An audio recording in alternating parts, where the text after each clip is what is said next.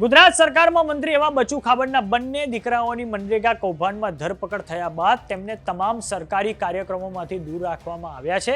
આ પછી 15મી ઓગસ્ટના આઝાદીના પર્વએ પણ તેમને દૂર રાખવામાં આવ્યા હતા. તો મંત્રી બચુ ખાબડને હવે આગામી સમયમાં યોજાનાર ગુજરાત વિધાનસભાના ચોમાસુ સત્રમાં પણ તેમને દૂર રાખવામાં આવશે. આમ તેમના મંત્રાલયમાં હાલમાં સુમસામ વ્યાપી ગયું છે. નમસ્કાર, જમાવટ સાથે હું છું પાર્થ.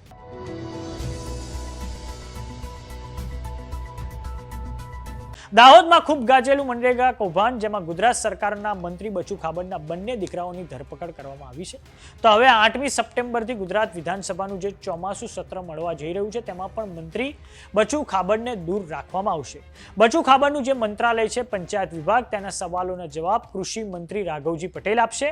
બચુ ખાબડ આ પહેલા કેબિનેટની બેઠકોમાંથી પણ દૂર રહ્યા છે. તેમના પુત્રોની મનરેગા કૌભાંડમાં સંડોવણી જાહેર થયા બાદ સરકારે તેમને દૂર રાખશે તેવું સ્પષ્ટ થઈ ગયું. બચુ ખાબડને વડાપ્રધાન નરેન્દ્ર મોદીના દાહોદ ખાતેના કાર્યક્રમમાં પણ દૂર રાખવામાં આવ્યા હતા અને ત્યારબાદ 15મી ઓગસ્ટના સ્વતંત્ર પર્વના કાર્યક્રમમાં પણ દૂર રખાયા હતા.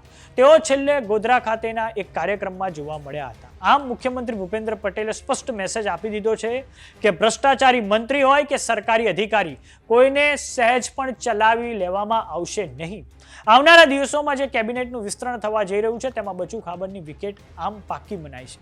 હવે તો સત્તાધારી ભારતીય જનતા પાર્ટીના સંગઠને મંત્રી બચુ ખાબડને વેતરવા માટે તૈયારીઓ શરૂ કરી દીધી છે. ખાબડના હરીફને ભાજપમાં જોડવા માટે ગતિવિધિ તેજ કરવામાં આવી છે. કોંગ્રેસના નેતા ભરત વાખડા ભાજપમાં જોડાય તેવી શક્યતાઓ છે. હવે વાત દાહોદના મનરેગા કૌભાંડની, તો દાહોદ જિલ્લાના દેવગઢ બારિયા અને ધાનપુર તાલુકાના માત્ર 3 ગામોમાં મનરેગા યોજનાનું ખૂબ મોટું કૌભાંડ સામે આવ્યું છે, જેમાં વર્ષ 2021 થી 2024 સુધી મનરેગા યોજનામાં L1 તરીકે અધિકૃત ન હોય તેવી એજન્સીઓને છેલ્લા 3 વર્ષમાં અધધ 70 કરોડ રૂપિયાનું ચૂકવણું કરી દેવામાં આવ્યું હોવાનો ઘટસ્ફોટ સામે આવ્યો છે.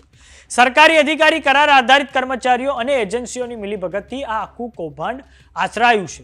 ત્યારે આ મામલે દાહોદના DRDA નિયામકે પોલીસ ફરિયાદ નોંધાવતા દાહોદ જિલ્લામાં ખળભળાટ મચી ગયો હતો. તો હવે ગુજરાતમાં એ પણ સંભાવના છે કે આવનારા સમયમાં ગમે ત્યારે કેબિનેટનું વિસ્તરણ થવા જઈ રહ્યું છે. ત્યારે મંત્રીઓનો જે છેલ્લા 27 મહિનાનો રિપોર્ટ કાર્ડ બનાવવામાં આવ્યો છે તેના કારણે મંત્રીમંડળમાં ખૂબ મોટા પાયે સુધારા વધારા થઈ શકે છે. 4 થી 5 નવા ચહેરાઓને મંત્રીમંડળમાં સ્થાન મળી શકે છે. તો બચુ ખાબડ અને ભીખુ પરમાર જેવા જે મંત્રીઓ છે જેમની પર ભ્રષ્ટાચારના દાગ છે તેમને પડતા મુકાય તેવી સંભાવના પૂરેપૂરી છે. અને હવે તો મંત્રી બચુ ખાબડને આવનારું જે ચોમાસુ સત્ર છે ગુજરાત વિધાનસભાનું, તેમાંથી પણ તેમને સરકાર દ્વારા દૂર રાખવાનો નિર્ણય લેવામાં આવ્યો છે.